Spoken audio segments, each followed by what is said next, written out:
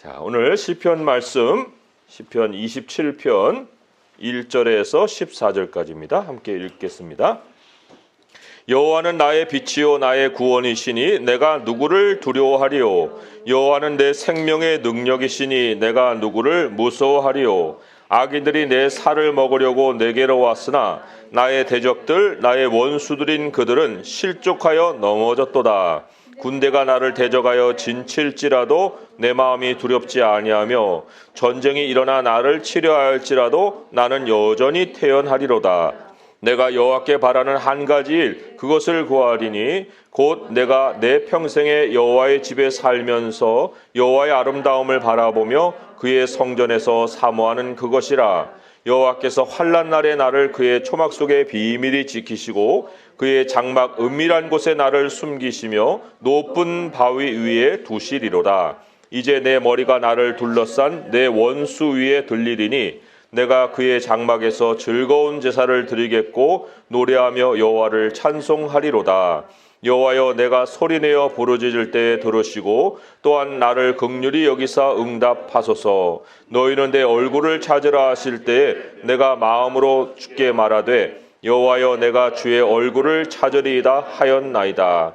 주의 얼굴을 내게서 숨기지 마시고 주의 종을 노하여 버리지 마소서. 주는 나의 도움이 되셨나이다. 나의 구원의 하나님이시여, 나를 버리지 마시고 떠나지 마소서. 내 부모는 나를 버렸으나 여호와는 나를 영접하시리이다.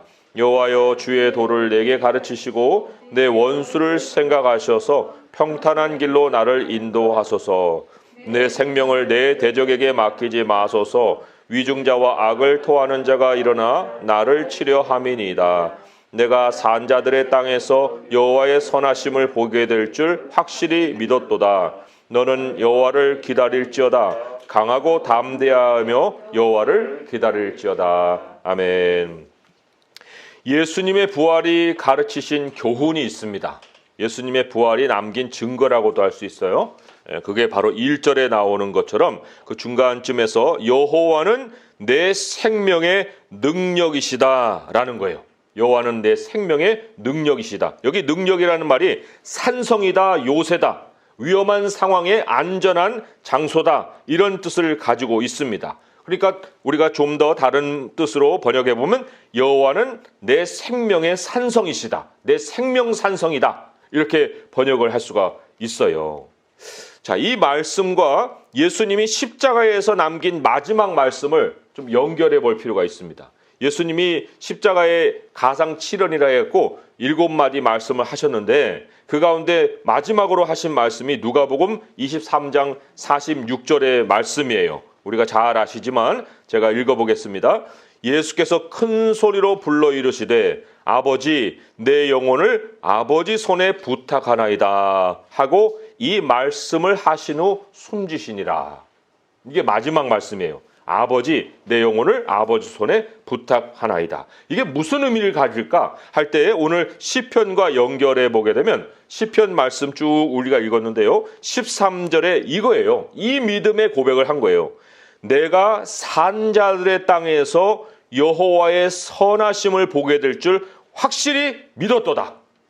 이게 믿음의 고백을 하고 예수님이 떠나신 거다 하는 거죠. 그런데 이게 사실 예수님이 처한 상황과는 모순이에요.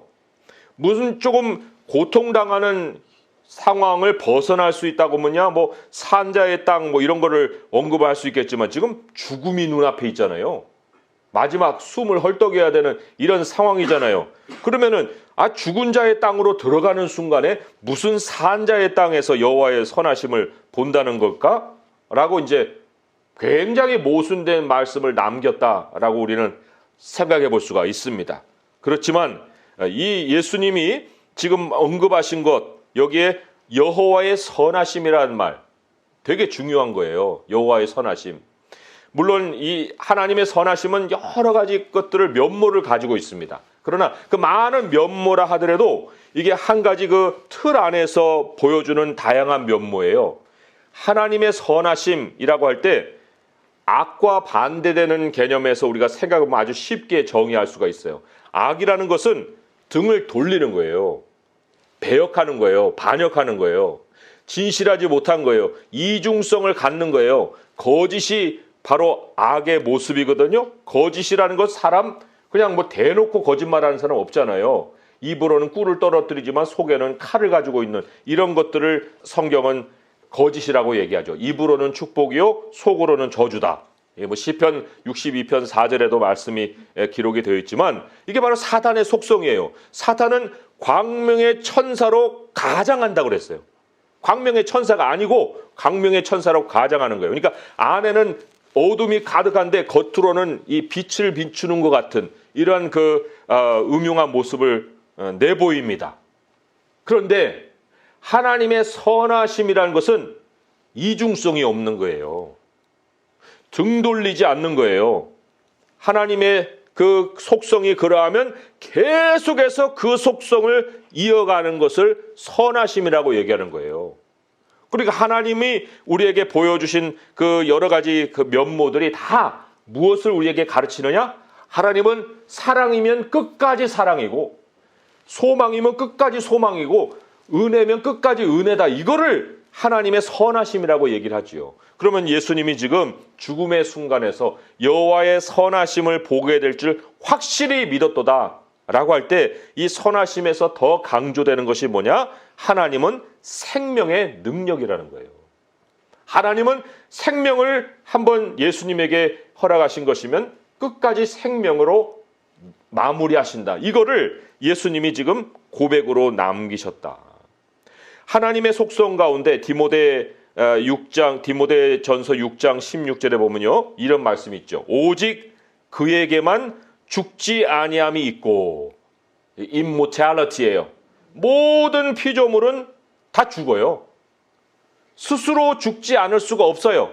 그런데 오직 그에게만 죽지 아니함이 있고 가까이 가지 못할 빛에 거하시고 어떤 사람도 보지 못하였고 또 볼 수 없는 이시니 그에게 존귀와 영광과 권능을 돌릴지어다. 아멘.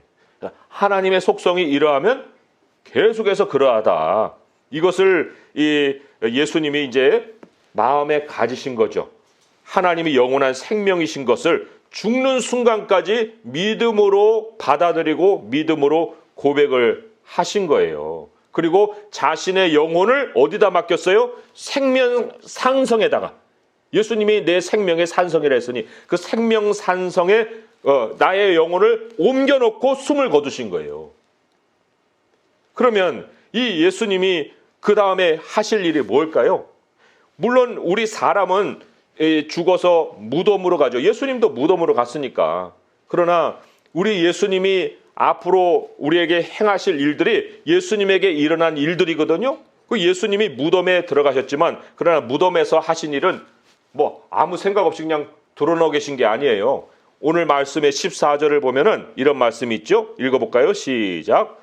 너는 여호와를 기다릴지어다. 강하고 담대하며 여호와를 기다릴지어다. 사흘의 기다림. 우리 하나님의 백성은 하나님께 영혼을 맡긴 다음에 그런 다음에 어떤 시간을 갖느냐? 기다림의 시간을 갖는다는 거예요. 기다림이라는 것이요. 사람으로서는 할 수 있는 것이 아무것도 없는 상태를 말합니다. 예수님이 무덤에 들어가서 아무것도 할 수 없는 상태를 가지신 것이 바로 이 기다림이라는 거예요. 기다림이라는 거, 이제 우리 주님에게는 죽음이었죠. 그 죽음은 남도 손을 못 대고 나도 손을 못 대는 거예요. 죽음을 어떻게 내가 주장을 합니까? 사망에서 생명으로 옮기는 권능은 오직 하나님께만 있는 거예요. 제가 어저께인가 그저께인가 그 일론 머스크 기사를 봤는데 뭐 다 읽어보지도 않았어요. 아주 그냥 헛된 소리만 하고 있으니까. 근데 그 사람 세운 그 회사가 뉴럴 링크예요. 그 뉴럴 링크가 무엇을 사훈으로 걸고 행하고 있느냐 했더니 자기 마음을 컴퓨터에다 내장시키는 거예요. 그 컴퓨터의 세계에서 자기가 마음껏 살아요. 슬픔도 없어요, 거기서. 그리고 때로는 필요하면 인조인간을 만들어내갖고 거기다 영혼을 다운로드 시켜요. 그래서 기계인간으로 막 움직이면서 그냥 현실에서 살다가 살고 싶지 않으면 그냥 그거 버리고 또 컴퓨터 돌아오면 돼요. 그거를 뉴럴 링크라는 회사에서 개발하고 있는 거예요. 그 목표가 뭐냐면 불멸입니다. 인간의 불멸. 인간의 불멸을 기계 세계를 동원해서 창조해내려고 하는 이게 얼마나 헛된 건데 헛된다고 생각 안 해요. 이거를 그냥 꿈으로 이루려고 노력을 하고 있습니다. 어떻게 해서든지 땅을 떠나지 않으려고 하는 거예요.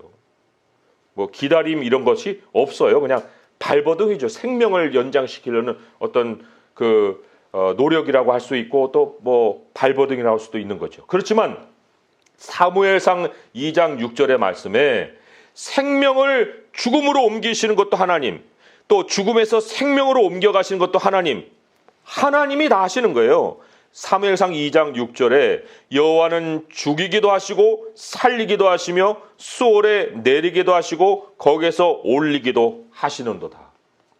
그러니까 야 일론, 너 머스크, 너 예수님 복음 듣고 더 돌아와. 뭔 쓸데없는 얘기를 하고 있는 거야.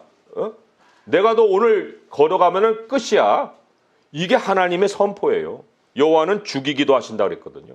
그 사람이 아무리 노력을 해봐야 그날에 심장이 멎으면 떠나가는 것이니까. 그러니까 죽음의 문제나 생명의 문제 앞에서 사람이 할 수 있는 최선의 자세는 뭐예요? 영혼을 하나님의 선하심에 맡기는 거예요. 그거밖에 없어요. 그리고는 기다리는 거죠. 우리가 하루를 살 때에도 오늘이 나의 마지막일지는 모르잖아요. 그러니까 우리가 항상 우리 마음속에 생각을 하고 있지 않을지라도 늘 내 안에 이 묻어두은 생각이 뭐여야 되냐면 내 영혼은 하나님께 맡겨졌어. 나는 하나님께 영혼 맡기고 사는 사람이야. 라는 생각이 항상 있어야 되는 거예요. 그것이 우리들의 가장 지혜로운 모습이요 또 마땅한 모습이라고 할 수가 있습니다. 자, 그랬을 때 예수님의 그 마지막에 어떤 모습으로 우리에게 보여졌습니까? 예수님의 부활이죠. 다시 살아나심. 과연 하나님은 생명산성이시라는 사실을 예수님의 부활로 남기셨어요.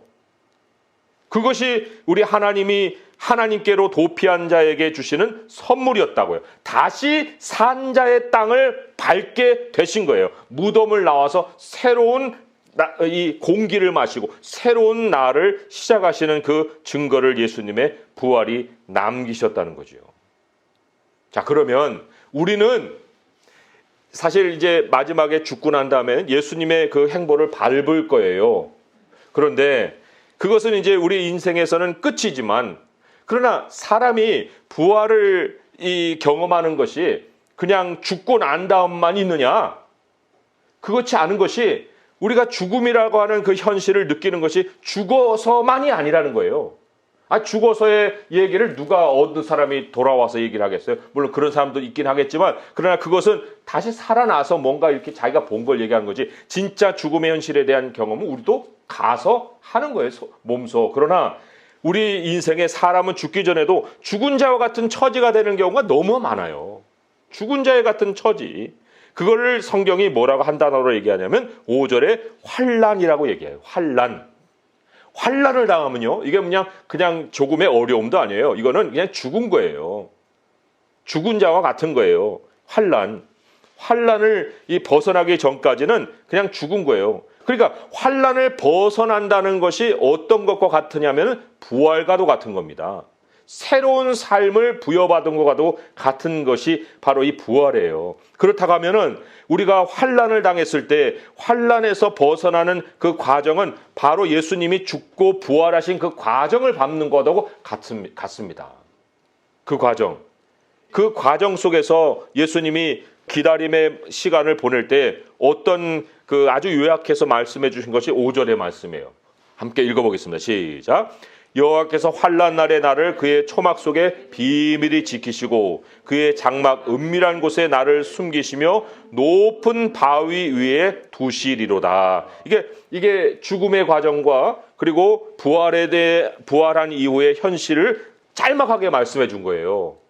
그런데 이거를 조금 더 펼쳐서 보여준 말씀이 있어요. 시편 116편으로 한번 옮겨가 보겠습니다. 시편 116편 3절에서 4절의 말씀부터 먼저 보겠습니다. 시편 116편 3절과 4절의 말씀. 자, 찾으셨나요? 예, 함께 읽어보겠습니다. 시작. 사망의 줄이 나를 두르고 수월의 고통이 내게 이르므로 내가 환난과 슬픔을 만났을 때에 내가 여호와의 이름으로 기도하기를 여호와여 주께 구하오니 내 영혼을 건지소서 하였도다. 예, 여기 바로 여호와의 이름으로 기도하였다는 것이 우리는 오늘 말씀에 나오는 것처럼 그 장막 속에, 그 초막 속에 비밀이 지켜지는 그 시간 속에 우리가 하나님께 드릴 수 있는 것은 기도밖에 없는 거죠. 기다림 속에 사람이 할 수 있는 일 아무것도 없고 하나님께 영혼을 맡기고 나의 영혼을 구원해달라는 기도를 한 것인데 그 이후에 어떤 결과가 찾아왔느냐. 시편 116편 8절에서 9절의 말씀을 또 읽어보겠습니다. 시작. 주께서 내 영혼을 사망에서 내 눈을 눈물에서 내 발을 넘어짐에서 건지셨나이다. 내가 생명이 있는 땅에서 여호와 앞에 행하리로다. 그렇죠. 여기에 죽을 것 같은 상황이 그냥 단지 진짜 죽는 것만이 아니라 눈물 흘리는 상황, 내 발이 넘어진 상황, 이게 다 죽음의 상황이에요. 그런데 거기에서 하나님이 생명 있는 땅, 산자의 땅으로 나를 옮겨주실 것이다 라는 믿음의 고백을 하고 있는 거예요. 참 이거를 볼 때 사람이 이 슬픔을 당하는 것은 생명의 세계를 경험하게 되는 기회예요. 하나님이 부활의 하나님이라는 걸 우리에게 가르쳐 주시는 어떤 기회라고 볼 수가 있습니다. 하나님이 사실 우리를 이렇게 나중에는 이 눈물을 씻어주시고 또한 우리로 생명을 살게 하시는 이 경험을 하게 하시는 것, 이게 왜 그럴까요? 왜 그런 결론이 우리에게 남겨 있는 걸까요? 우리가 마지막에 죽고 난 다음에는 하나님의 나라에 가잖아요. 근데 하나님의 나라에 없는 게 있어요. 하나님 나라에 없는 게 뭐냐면 눈물이 없어요. 눈물을 흘리지 않아요. 물론 눈물은 있을 수도 있겠지만 어쨌든 눈물을 흘릴 일이 없는 거예요. 애통함이 없다고 성경이 말씀을 하고 있습니다. 예, 요한계시록 21장에 제가 한 줄 읽어보면 4절의 말씀이 이렇게 있죠. 모든 눈물을 그 눈에서 닦아주시니 다시는 사망이 없고 애통하는 것이나 곡하는 것이나 아픈 것이 다시 있지 아니하리니 처음 것들이 다 지나갔음이로라. 그러니까 부활은 뭐예요? 부활은 예수님이 여기에서 하나님의 나라로 옮겨가셔서 그 모습을 우리에게 보여주신 거예요.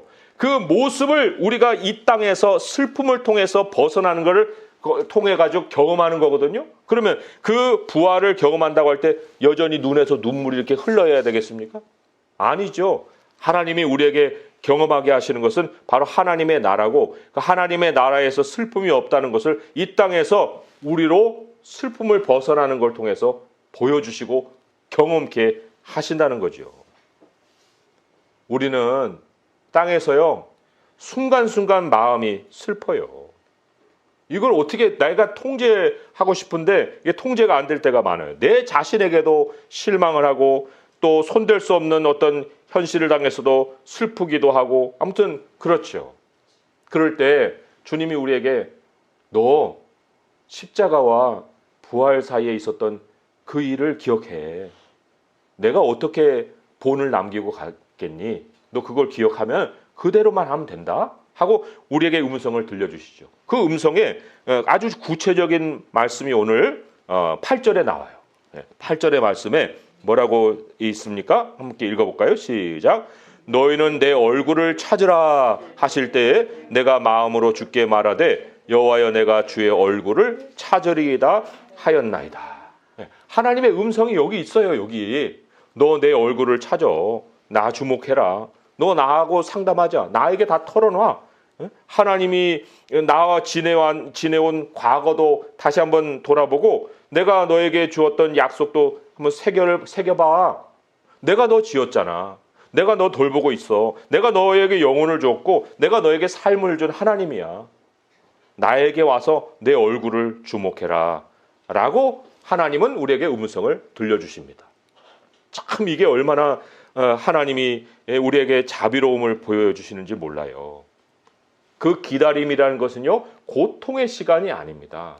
그 고통의 시간이 아닌 것이 오늘 그 여러 가지 이제 여러 번 체험을 하게 되면 그 기다림의 시간이 찾아왔을 때 4절과 같은 이 모습을 우리가 갖게 되고 소원을 갖게 되죠. 읽어볼까요? 시작.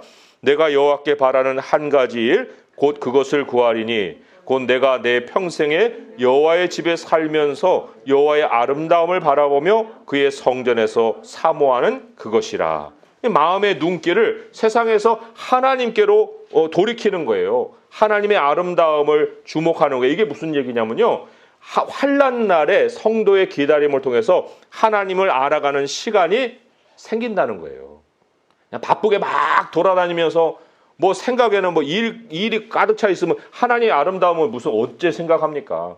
그러나 어려움을 당하고 내가 아무것도 할 것도 없고 해결책도 없고 뭐 손을 대는 것마다 더 문제가 생기면 이제 가만히 있고 하나님 말씀을 묵상하는 게 더 최선이지요. 그걸 하나님은 기다림 속에서 하나님의 아름다움을 바라보게 하시면서 자신을 알아가는 지식을 우리에게 더해 주신다는 거예요.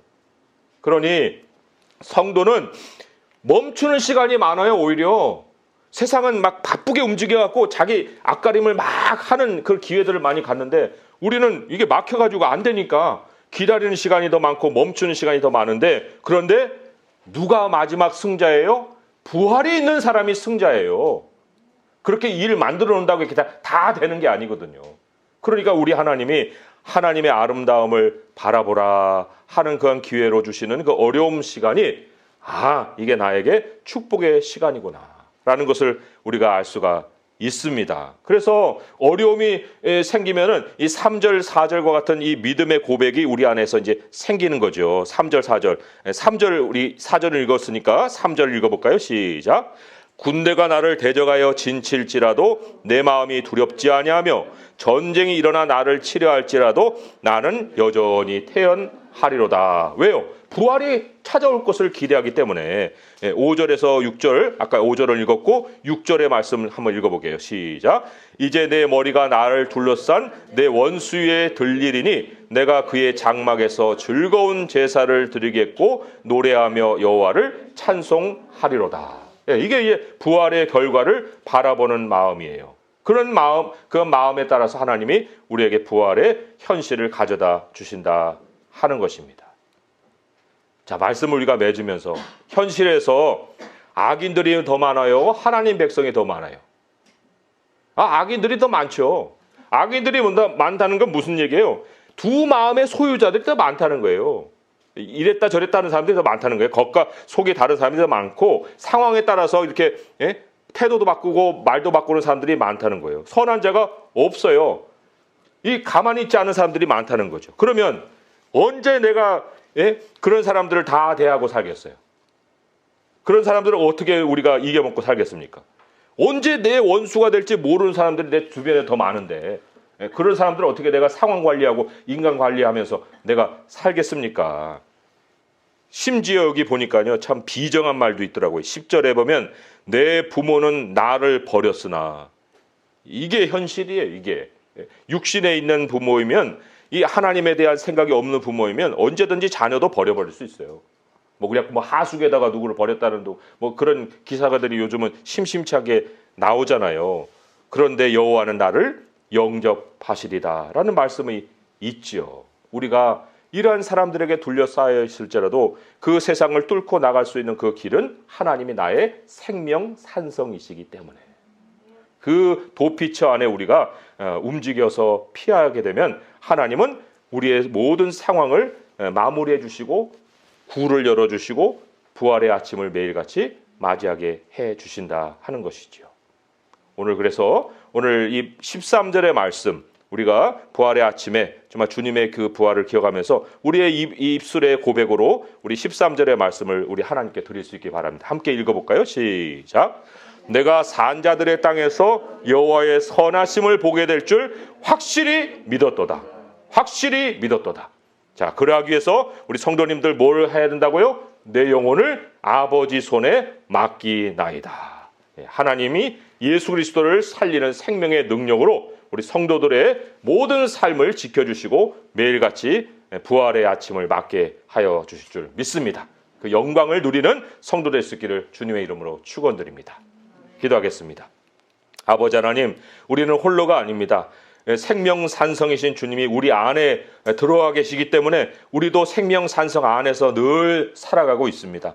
혹이 우리가 이 사실을 잊을지라도 하나님은 여러 가지 징계를 통해서도 우리로 다시금 하나님께로 돌이키시고 우리가 이 사실을 기억하고 살 때는 어떠한 것도 두렵지 않습니다. 세상은 바쁘게 움직이는 자들의 세상이 아니라 부활한 자들이 다스려가는 세상입니다. 우리 아버지께서 우리로 이제는 이 생명을 우리에게 늘 부어주시고 또 성령으로 충만케 하신 줄 믿사온데 어떠한 것도 두려워하지 않게 하시고 내 영혼을 주님께 맡기고 충성된 삶을 여생에 살아갈 수 있게 도와주시옵소서. 우리 주님은 영원한 생명을 준비해 놓으시고 우리로 죽음의 강을 건너게 하시고 생명의 빛으로 나오게 하시는데 그러기 전까지라도 여러 가지 참 어려운 힘든 상황을 맞을 때 기다림의 시간을 갖게 하시고 주님을 바라보게 하시고 하나님의 아름다움을 주목하게 하시고 하나님의 부활의 아침으로 우리를 인도하실 것을 확실히 믿고 살게 도와주시옵소서. 우리 주 예수 그리스도의 이름으로 감사하며 기도합니다. 아멘.